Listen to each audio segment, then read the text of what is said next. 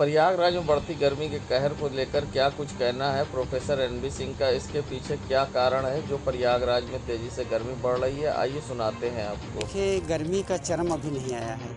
अभी ये 30 मार्च है और आप पिछले 15 सालों का डाटा देखिए तो 30 मार्च के आसपास 38-36 डिग्री सेल्सियस टेम्परेचर रहता है। इवन आप देखिए चेन्नई में भी इस समय 37 डिग्री सेल्सियस टेम्परेचर है आज का, और नॉर्थ इंडिया में भी टेम्परेचर आसपास है। तो जो मेजर प्रॉब्लम है ये लोकल चेंजेस हैं। पहली बात तो वृक्षों का अनियंत्रित कटान, इससे ग्रीनरी ख़त्म हुई है और टेम्परेचर कम हुआ है, टेम्परेचर कम नहीं हो पा रहा है पेड़ों के कटान से। दूसरी समस्या है जो कंक्रीट का कंस्ट्रक्शन, सड़क का निर्माण, भवन निर्माण, और ये जो सीमेंट की कंक्रीट की सड़कें बनी हैं इससे हीट का रेडिएशन ज़्यादा होता है और ये रेडिएशन हीट एनर्जी ट्रैप होती है और ये टेम्परेचर बढ़ाती है।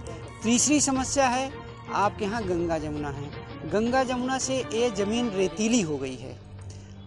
चौथी बात है यहाँ शंकरगढ़ आप देखिए, इधर 12 देखिए, पहाड़ ज़्यादा हैं तो पहाड़ हीट एब्जॉर्ब करते हैं, उनको री-रेडिएट करते हैं, टेम्परेचर बढ़ता है। पांचवी प्रॉब्लम है जो ग्लोबल वार्मिंग हो रही, कार्बन एमिशन हो रहा है, इंडस्ट्रियलाइजेशन से हो रहा है, वृक्षों के कटान से CO2 का सिक्वेस्ट्रेशन में कमी आई हुई है। ये कम आयु वाले लोग पौधे लगाते हैं, कार्बन डाइऑक्साइड का प्लांट्स में रिटेंशन बहुत कम हो रहा है, जिसको हम कहते हैं कार्बन सिक्वेस्ट्रेशन। कार्बन सिक्वेस्ट्रेशन है कि natural storage of carbon dioxide और कार्बन इन प्लांट्स। तो अगर लॉन्ग ड्यूरेशन के प्लांट्स लगाएं उनमें कार्बन डाइऑक्साइड एब्जॉर्ब रहेगी, स्टोर रहेगी, और शॉर्ट ड्यूरेशन के प्लांट लगाएं तो कार्बन डाइऑक्साइड जलने से, बायोमास बर्निंग से रिलीज होती रहेगी। तो सबसे बड़ी बात है आज हमारे यहाँ जो ग्रीन कवर है, ग्रीन कवर इलाहाबाद का 2.3% है, जबकि 23% होना चाहिए कवर, और पूरे नॉर्थ उत्तर प्रदेश का कवर है 0.6% है।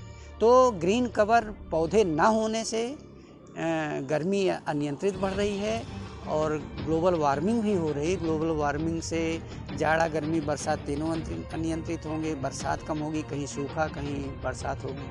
तो इन चीज़ों पे हमको ध्यान देना है, अधिक से अधिक ग्रीन कवर बढ़ाना, अधिक से अधिक लंबी आयु वाले पौधों को लगाना है। सर, रमज़ान और जैसे नवरात्र करीब है, लोग फास्टिंग भी रहेंगे, गर्मी बढ़ रही है, तो इस पर क्या सुझाव देंगे? देखिए, सुझाव देंगे गर्मी से बचें। अब जैसे जिसमें पानी नहीं पी सकते हैं, जिस व्रत में थोड़ा सा शरीर और स्वास्थ्य को ध्यान रखते हुए अगर आस्था और परंपरा स्वास्थ्य और पर्यावरण को नुकसान पहुंचाती है तो उसके बारे में अपना विचार करिए।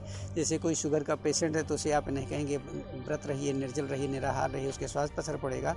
तो इन सब चीज़ों को ध्यान में रखते हुए, और आप घर से कम निकलें, टेम्परेचर बढ़ रहा है तो बेस्ट वे है कि तापमान अगर बढ़ रहा है घर के बाहर तो आप घर में ही सीमित रहें। बाहर धूप में बहुत ना निकलें, कार्य पड़ रहा है, ज़रूरत है, आवश्यकता है मार्केटिंग, तो सुबह शाम निकलें, तो इससे बचें आप। लेकिन अभी तापमान बहुत नहीं बढ़ा है, लेकिन इसके लिए हमको चिंतित होना इसलिए ज़रूरी है कि अगर पौधे नहीं रहेंगे तो कार्बन डाइऑक्साइड बढ़ती रहेगी।